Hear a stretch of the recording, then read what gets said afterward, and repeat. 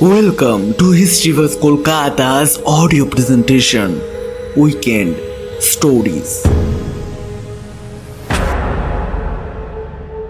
বাংলা ও বিশ্ব সাহিত্যের জানা অজানা গল্প নিয়ে আমাদের এই উইকেন্ড স্টোরিজ এবং আমাদের আজকের নিবেদন বিভূতিভূষণ বন্দ্যোপাধ্যায় রচিত তাল নবমী। বিভূতিভূষণ বন্দ্যোপাধ্যায় জন্মেছিলেন 12 সেপ্টেম্বর 1894 সালে এবং মৃত্যু 1 নভেম্বর 1950 সালে। তিনি ছিলেন একজন জনপ্রিয় ভারতীয় বাঙালি সাহিত্যিক। তিনি মূলত উপন্যাস ও ছোট গল্প লিখে খ্যাতি অর্জন করেন। পথের পাঁচালী ও অপরাজিত তার সবচেয়ে বেশি পরিচিত উপন্যাস। অন্যান্য উপন্যাসের মধ্যে আরণ্যক, চাঁদের পাহাড়, আদর্শ, হিন্দু হোটেল ও ইছামতি বিশেষভাবে উল্লেখযোগ্য। 1951 সালে ইছামতি উপন্যাসের জন্য বিভূতিভূষণ বন্দ্যোপাধ্যায় পশ্চিমবঙ্গের সর্বোচ্চ সাহিত্য পুরস্কার রবীন্দ্র পুরস্কার লাভ করেন।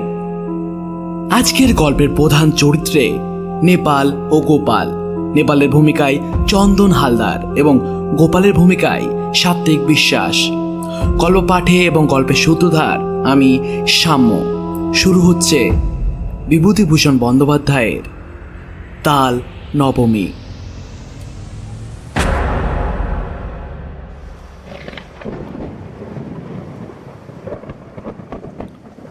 ঝমঝম বর্ষা, ভাদ্র মাসের দিন। আজ 3-15 ধরে বর্ষা নেমেছে। তার আর বিরামও নেই, বিশ্রামও নেই।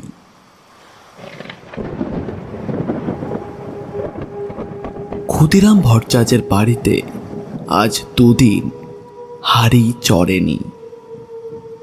ক্ষুদিরাম সামান্য আয়ের গৃহস্থ। জমি জমা সামান্য কিছু আয় এবং 2-4 ঘর শীর্ষ যজমানের বাড়ি ঘুরে ঘুরে কায় ক্লেশে সংসার চলে। এই ভীষণ বর্ষায় গ্রামের কত গৃহস্থের বাড়িতেই পুত্র কন্যা অনাহারে আছে। ক্ষুদিরাম তো সামান্য গৃহস্থ মাত্র। যজমানের বাড়ি থেকে যে কটি ধান এসেছিল তা ফুরিয়ে গিয়েছে। ভাদ্র মাসের শেষে আউশ ধান চাষিদের ঘরে উঠলে তবে আবার কিছু ধান ঘরে আসবে। ছেলেপুলে দুবেলা পেট পুড়ে খেতে পাবে। নেপাল ও গোপাল ক্ষুদিরামের 2 ছেলে। নেপালের বয়স 12, গোপালের বয়স 10। কদিন থেকে পেট ভরে না খেতে পেয়ে ওরা 2 ভাই সংসারের উপর বিরক্ত হয়ে উঠেছে। এই গোপাল, খিদে পেয়েছে না তোর? হ্যাঁ দাদা।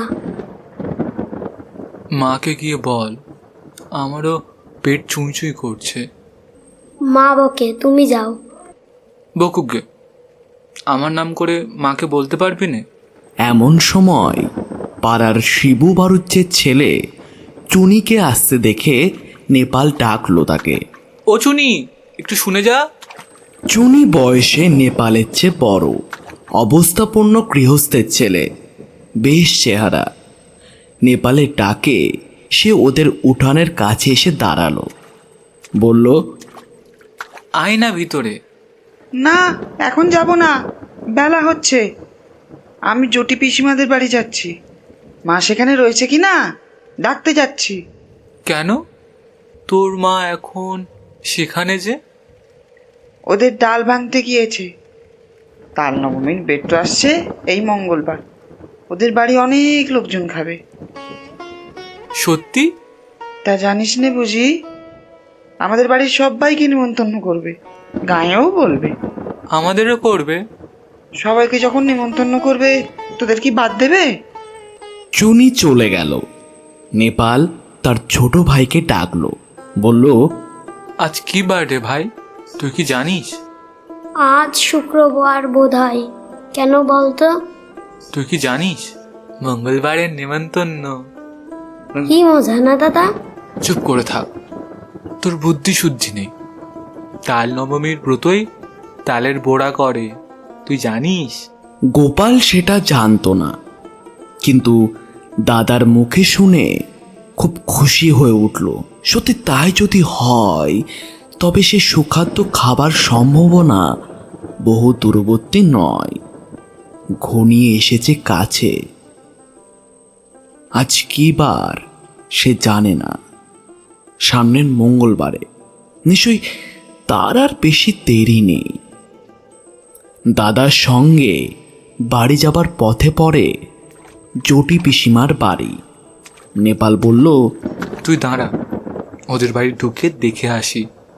ওদের বাড়ি তালের দরকার হবে, যদি তাল কেনে। এই গ্রামের মধ্যে তাল গাছ একেবারে নেই। মাঠে প্রকাণ্ড তাল দিঘি। নেপাল সেখান থেকেই তাল কুড়িয়ে এনে গায়ে বিক্রি করে। জটি পিসিমা সামনেই দাঁড়িয়ে।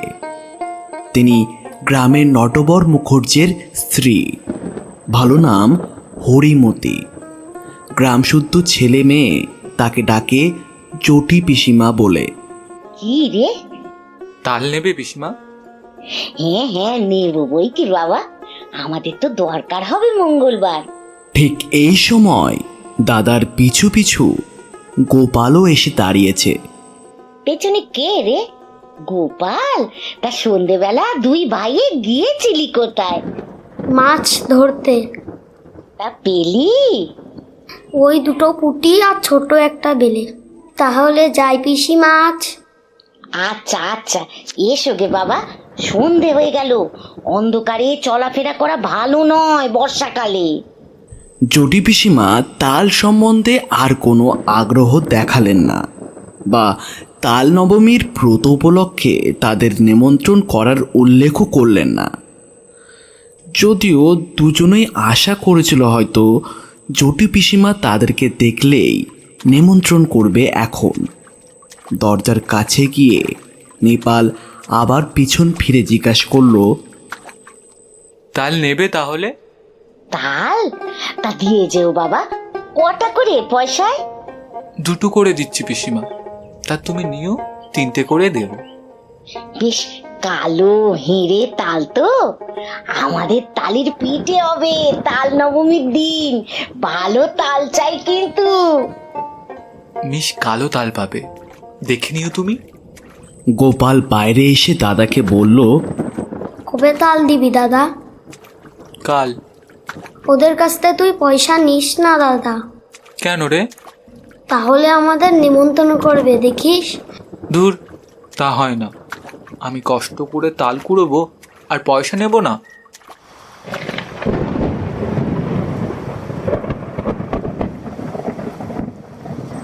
রাত্রে বৃষ্টি নামে, হু হু বাদলার হাওয়া সেই সঙ্গে।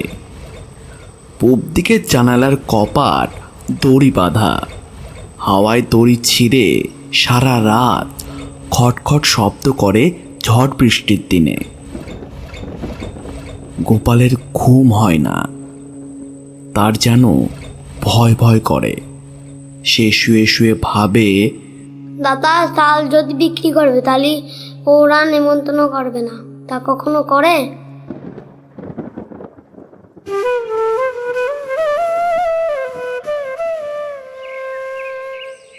খুব ভোরে উঠে গোপাল দেখল বাড়ির সবাই ঘুমিয়ে, কেউই তখনও ওঠেনি। রাত্রের বৃষ্টি থেমে গিয়েছে, সামান্য একটু টিপটিপ বৃষ্টি পড়ছে বটে। গোপাল এক ছুটে চলে গেল গ্রামের পাশের সেই তালদিঘির ধারে। গ্রামের উত্তর পাড়ার গণেশ কেওড়া লাঙল ঘাড়ে এই সকালে মাঠে যাচ্ছে। ওকে দেখে বলল, কি খোকা ঠাকুর, যাচ্ছ কোনের তো ভরে? তাল কুড়োতে যাচ্ছি দিঘির পাড়ে। বড্ড সাপের ভয় খোকা ঠাকুর, বর্ষাকালে ওখানে যেও না একা একা। গোপাল ভয়ে ভয়ে দিঘির তাল পুকুরের তালের বনে ঢুকে তাল খুঁজতে লাগলো।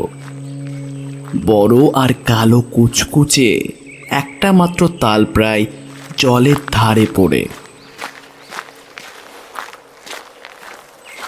সেটা কুড়িয়ে নিয়ে ফিরে আসবার পথে আরও গোটা 3 ছোট তাল পাওয়া গেল। ছেলে মানুষ, এত তাল বয়ে আনা সাধ্য তার নেই। 2টি মাত্র তাল নিয়ে সোজা একেবারে চটি পিসিমার বাড়ি হাজির।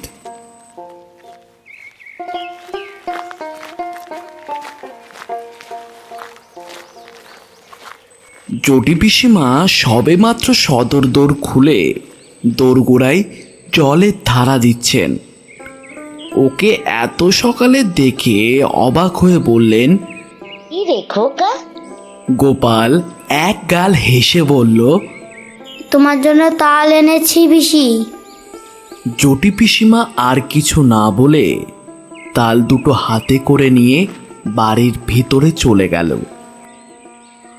গোপাল একবার ভাবল তাল নবমী কবে জিজ্ঞেস করবে, কিন্তু সাহসে কুলোয় না তার।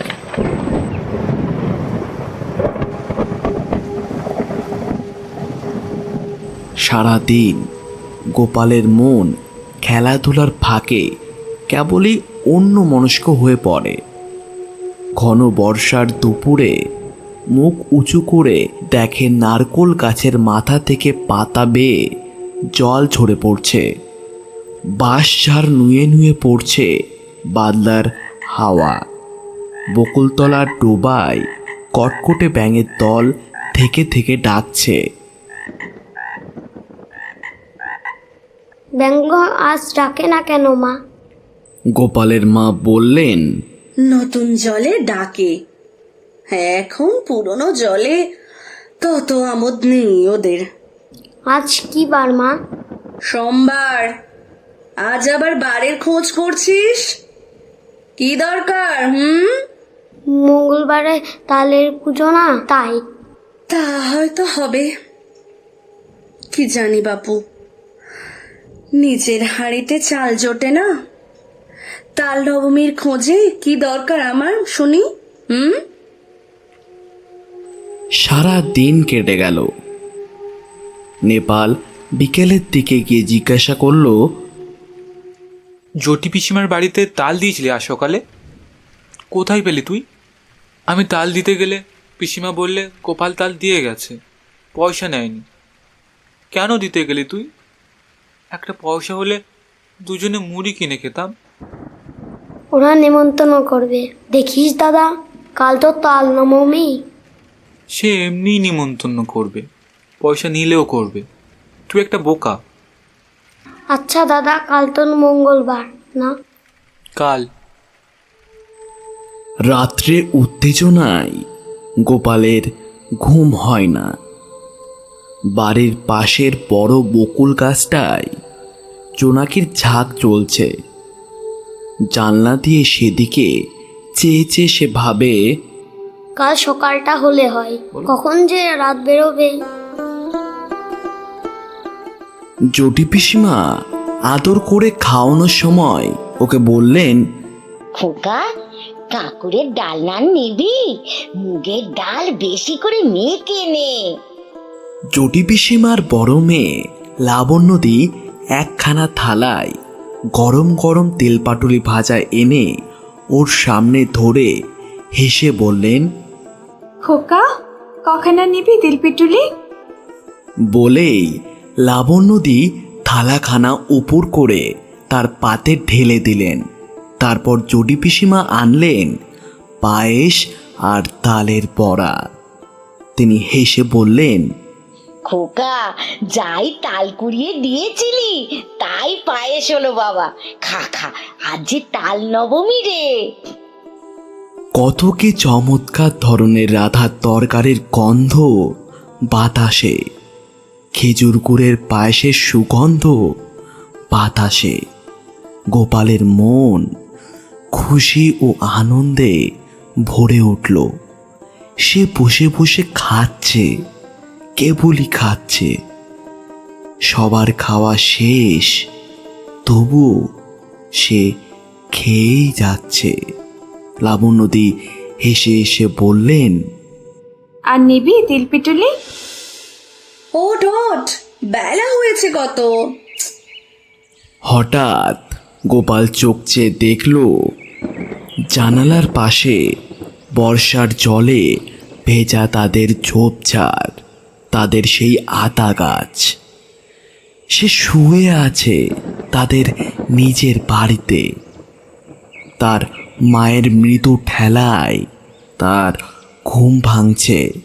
মা পাশে দাঁড়িয়ে বলছেন, আরে ওঠ ওঠ ওঠ, বেলা হয়েছে কত, মেঘ করে আছে তাই বোঝা যাচ্ছে না। আজ কি বার মা? মঙ্গলবার। তাও তো বটে, আজই তো তাল নবমী। ঘুমের মধ্যে ওসব কি হিজিবিজি স্বপ্ন দেখছিল সে? বেলা আরও বাড়ল। ঘন মেঘাচ্ছন্ন বর্ষার দিনে যদিও বোঝা গেল না বেলা কতটা হয়েছে। গোপাল দরজার সামনে একটা কাঠের গুঁড়ির উপর ঠাই বসে রইল। বৃষ্টি নেই, একটুও নেই।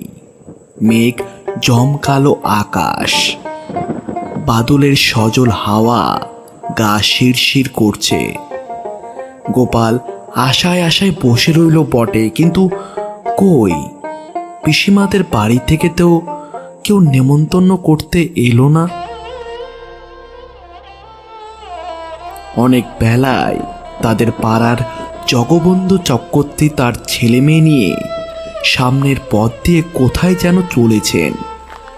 তাদের পিছনে রাখাল রায় ও তার ছেলে শানু, তার পেছনে কালীবর বাড়ুজ্যের বড় ছেলে পাঁচু আর ও পাড়ার হরেন। গোপাল ভাবল, এরা যায় কোথায়? এই দলটি চলে যাবার পরে বুড়ো নবীন ভট্টাচার্য ও তার ছোট ভাই দিনু সঙ্গে এক পাল ছেলে মেয়ে নিয়ে চলেছে। দিনু ভট্টাচার্যের ছেলে কুরোরাম ওকে দেখে বলল, এখানে বসে কেন রে, যাবি নে? কোথায় যাচ্ছিস তোরা? চটি পিসিমাদের বাড়ি তাল নবমীর নেমন্তন্ন খেতে। করেনি তোদের? ওরা বেছে বেছে বলেছে কি না, সবাইকে তো বলেনি।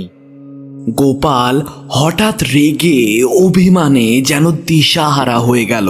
রেগে দাঁড়িয়ে উঠে বলল, কেন করবে না নেমন্তন্ন? আমাদেরও করবে, আমরা এর পরেই যাব। রাগ করবার মতো কি সে বলেছে সে বুঝতে না পেরে অবাক হয়ে বলল, বারে, তা অত রাগ করিস কেন, কি হয়েছে? ওরা চলে যাবার সঙ্গে সঙ্গে গোপালের চোখে জল এসে পড়ল। বোধহয় সংসারের অবিচার দেখেই।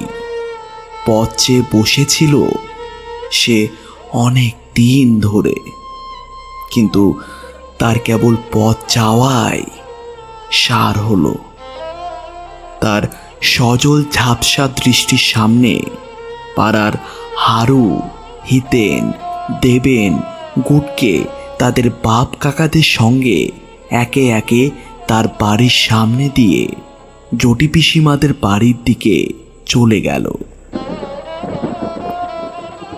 শুধু গোপাল তার তরল ঝাপসা চোখে স্বপ্ন আর একটু আশা নিয়ে বাড়ির ঠায়ে বসে রইল।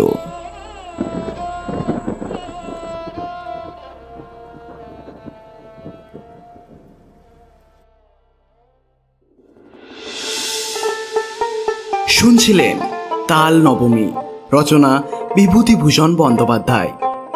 নেপাল চন্দন হালদার, গোপাল সাত্বিক বিশ্বাস, চুনি প্রিয়াংশু অধিকারী, মা আরজে প্রান্তিকা, জটি পিসিমা সুদীপ্তা চৌধুরী, গণেশ কাউরা সমীর মাঝি, লাবণ্যদী তনুশ্রী ব্যানার্জি, কুরোরাম ছন্দহারা। পোস্টার ডিজাইন সাম্য এবং জয়। মিশ্রণ আবহ সঙ্গীত এবং স্পেশাল ইফেক্টসে সৈকত। শব্দগ্রহণ, গল্প পাঠ, গল্পের সূত্রধার এবং সমগ্র পরিচালনায় আমি সাম্য। এবং আবার উইকেন্ড স্টোরিজ ফিরে আসবে কিছু জানা অজানা গল্পের সম্ভার নিয়ে। ততদিন গল্প শুনতে থাকুন, শোনাতে থাকুন, and stay tune on Historyverse Kolkata.